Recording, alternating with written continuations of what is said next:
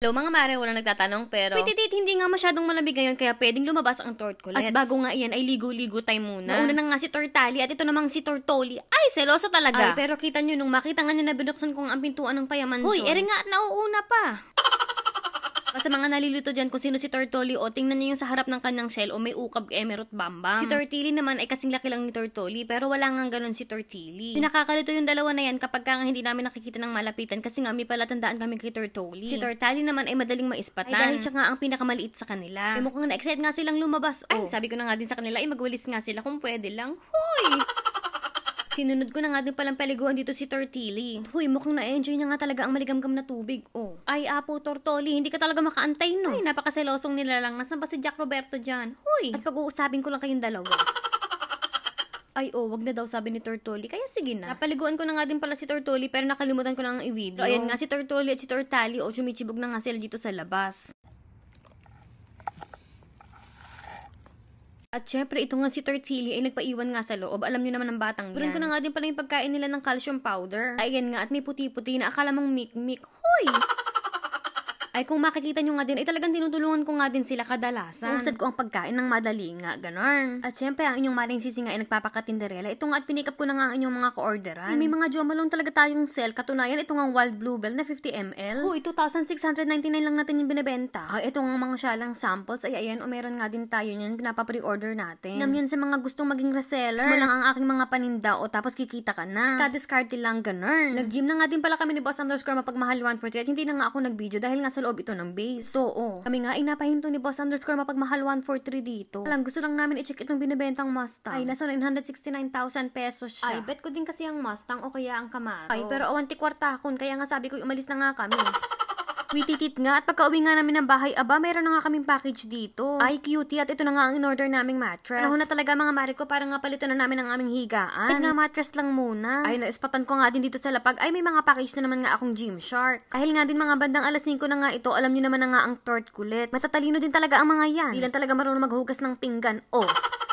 Talagang kabisado na nga nila ang kanilang bedtime routine. At silang tatlo nga ayun magkakatabi na nga dun sa may dulo at nagpapainit. Ay, wag kang maingay at si Tortali nga itulog na nga ito namang si Tortili. Sinong mama mo dyan? Sana mo kang nag-aantay ng pasalubong dyan. Siyempre, ito namang si Tortoli. Ay, antukin talaga yarn. Ay, wititi Tortali, sarap ng tulog Tuluyan na nga ding inantok ito si Tortili. Yung nga kaya ang napapanaginipan ng batang ito Kapasok ko nga nanob ng bahay. Ay, vloggerist tayo. Ay, video-video lang tayo. Bahala ka na dyan, boss.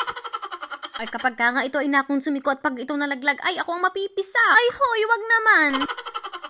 At ayan nga, mga mariko at binubuksan na nga niya ang Emerald Bambam dito. Yung kama nga namin ay namana pa nga namin sa kaibigan ng tito ni Boss. Sabi nga namin ay panahon na nga siguro para nga magpalit ng mattress. Ay, shoot, mes na stress si Boss. Hindi siya sakto mga B. Titit nga at nalin lang nga kami. Akala nga namin ay queen size ang aming Emerald Bambam. Ay, excited pa naman matulog si Boss. Ginawa na nga lang namin ay ayan, inilatag na nga lang namin dyan. Singit ko na nga pala. Ito nga pala ang unboxing Emerald Bambam ni Boss. Ask yourself, how well am I sleeping?